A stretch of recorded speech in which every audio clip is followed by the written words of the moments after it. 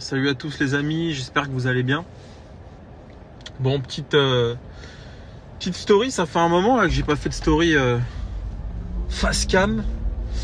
Bon, on finit l'année les amis.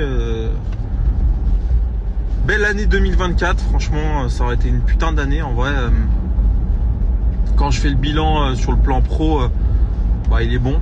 Même si franchement c'est toujours facile, enfin c'est pas toujours facile, je pense qu'il faut retenir c'est le positif, mais il y a eu quand même beaucoup de stress, de prise de tête, de nuits blanches, nuit blanche peut-être pas quand même, je vais pas exagérer, mais il y a eu quand même des nuits compliquées, tu vois, des nuits où je me réveillais à 3-4 heures du matin en mode c'est chaud, la trésor, le truc, le machin, parce qu'il faut savoir les amis que dans le business, et bon, ça, forcément, c'est pas un scoop ce que je vais dire. Dans le business, tout n'est pas rose, bien évidemment. Il y a toujours des moments de stress, des moments où on est en flux tendu au niveau de la trésor, où faut pas qu'il y ait une galère, tu vois, parce que sinon t'es baisé. Enfin, il y a vraiment. Mais au-delà de ça, quand on fait le bilan, il est très positif. Franchement. Tout à l'heure, je faisais l'état de mon stock au 31, aujourd'hui pour ma comptable. Les marchands, vous savez de quoi je parle. Et puis ça permet de savoir un peu ce qu'on a dans le stock. Alors non pas que j'ai 150 caisses, mais il y a toujours des caisses, tu dis ouais putain j'ai ça et tout machin. Ça fait un moment qu'elle est en stock, donc tu vois, c'est toujours pertinent de faire un état des stocks. Pour les marchands et les autres d'ailleurs, il y a toujours... Pour ceux qui sont, je sais pas moi, ceux qui font par exemple des enseignes publicitaires, ils font leur stock. Enfin, c'est très intéressant le stock, les restaurateurs aussi, je pense. Voilà.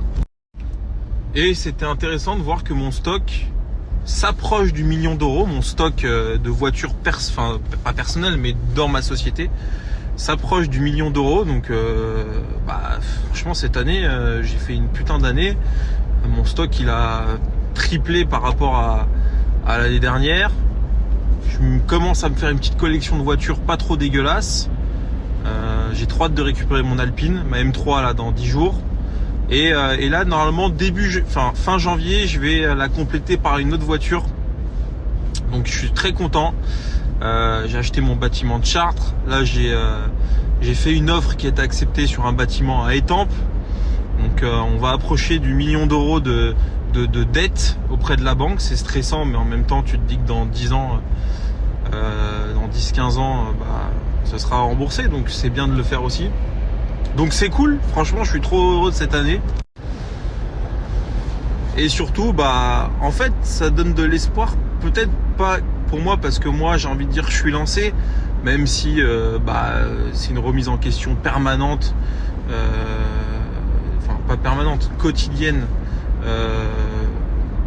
parce que un jour t'es là, le lendemain t'es là, ça peut aller très vite, donc faut surtout pas se reposer sur ses lauriers, mais de se dire qu'il y a 2 ans, c'est que il y a 2 ans en fait quand tu y penses, on était en train de fermer avec Kevin Gabriel Automobile qui fonctionnait pas du tout, il fallait rembourser des crédits, des machins, et j'en étais pas du tout là.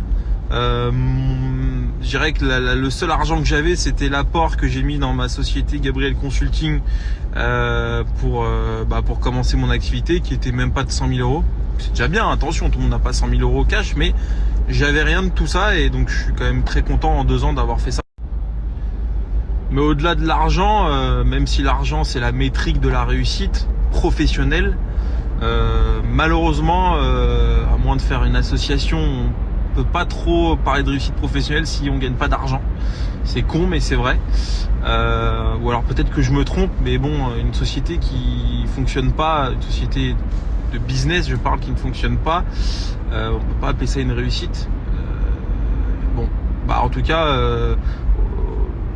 au-delà de l'argent gagné, ce qui est incroyable, c'est l'expérience que j'ai pris en 2 ans, qui n'est pas près de s'arrêter, les choses que j'ai apprises, les gens que j'ai rencontrés, les gens avec qui je vais peut-être m'associer. Enfin, c'est incroyable, c'est incroyable.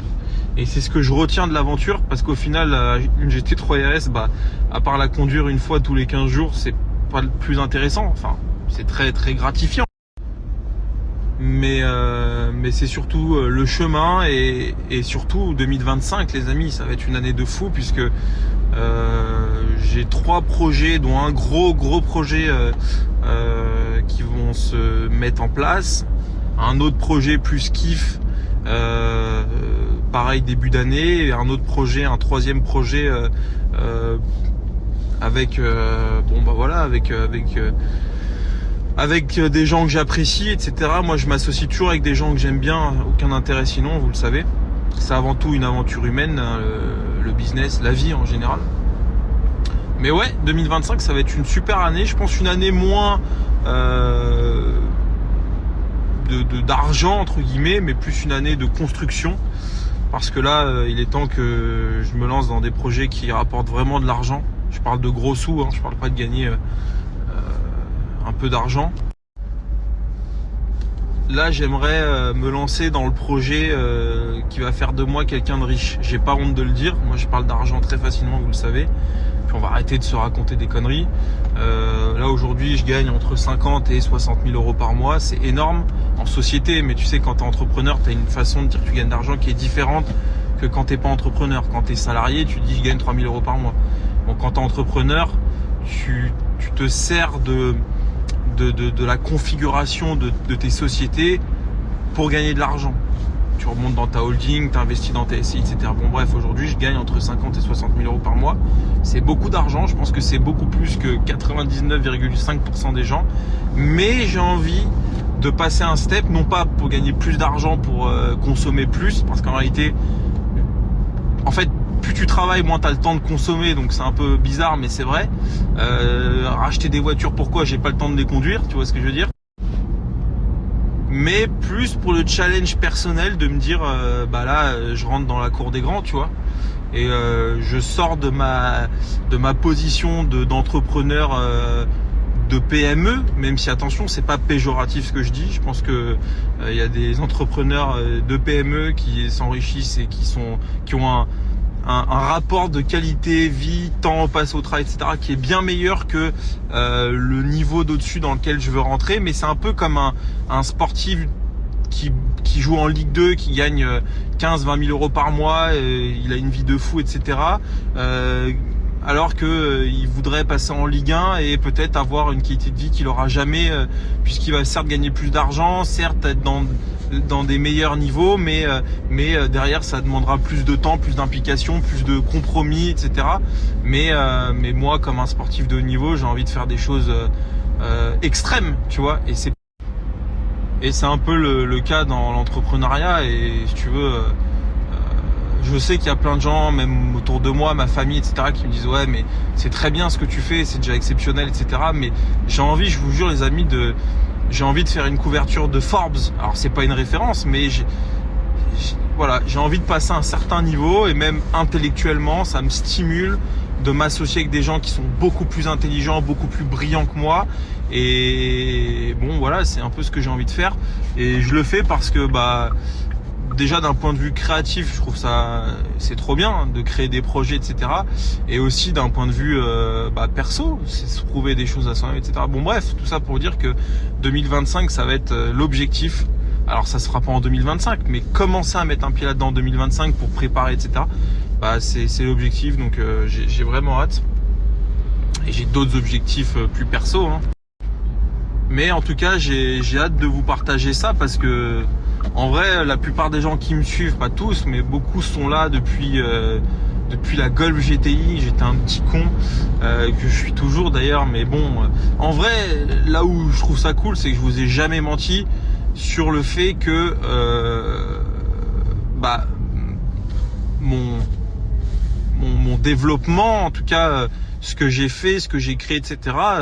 C'est pas extraordinaire, c'est tout à fait accessible, et surtout vous avez bien vu que quand je suis arrivé avec une Golf à 14 000 euros ou 13 000 euros et que j'ai mis je sais pas moi 1 an et demi ou 2 ans à me payer une caisse à 30-35 000 euros, c'était pas des mensonges, c'était la vérité. Et c'est des trucs que j'ai fait à force de travail, d'implication et de jamais rien lâcher, tu vois.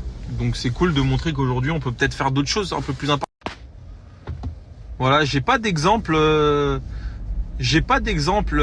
d'acteur ou d'artiste. Vous savez, moi j'adore la musique et je m'intéresse beaucoup au profil d'artistes que j'aime, etc. Et en essayant de comprendre comment ils en sont arrivés là, etc. C'est très important pour moi de comprendre le cheminement, le chemin, tu vois. Mais je sais que beaucoup à 30-35 ans n'étaient rien et 5 ans, 10 ans après, ils étaient au toit du monde, tu vois. Et donc c'est un petit message d'espérance que je donne parce que je sais qu'il y a plein de gens tous les jours et c'est pas des flingues, tu sais, il y a souvent des gens qui disent ouais, vous êtes nombreux à me demander ça alors que c'est pas vrai. Moi, je sais qu'il y a plein de gens qui m'envoient leur CV, qui me disent qu'ils sont en reconversion, qui savent pas trop où ils en sont dans leur vie, ils savent pas trop, ils veulent y arriver mais ils savent pas trop par où commencer. Mais ce que je pourrais dire déjà pour donner un message d'espérance, c'est que un jour on peut être en bas et le lendemain on peut être en haut. Ce qu'il faut, c'est juste travailler, prendre des risques, essayer. Quand tu tombes, tu te relèves parce qu'évidemment, il n'y a personne qui arrive sans être tombé.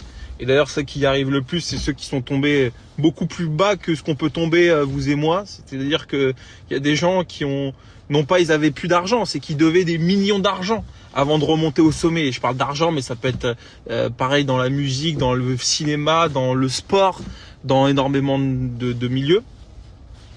Donc rien n'est impossible et puis bon voilà, si 2024 c'était pas votre année, ça sera celle de 2025 si vous faites en sorte que ce soit la vôtre, tu vois. Et je pense aussi qu'il faut rien se refuser.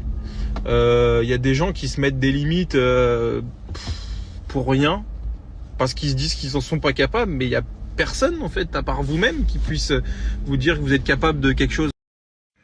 Les amis, on est le 31-12, j'ai Sacha au poste. Le passionné rigoureux. Et rigoureux. Rigoureux. 10h01, combien de ventes? 2 ventes. Ah, 3e. Troisième vente. Depuis ce matin, 9h.